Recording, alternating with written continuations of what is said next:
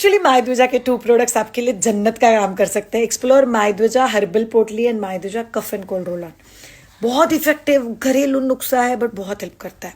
अजवाइन और नमक का घर पे पोटली बना के आप बच्चे का छाती पेट बैक सेक सकते हो, वो बहुत ज़्यादा हेल्प करता है। उसके साथ आप बच्चों के आसपास अगर बच्चों को बहुत ऑफन कफ कोल्ड हो रहा है, so try and use humidifier अगर आप ह्यूमिड सिचुएशन में रहते हो, so that can help.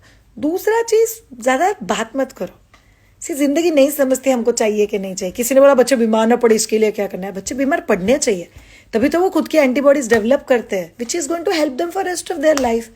So it's okay, थोड़े बहुत तो बच्चे बीमार पड़ेंगे, don't get panic about it.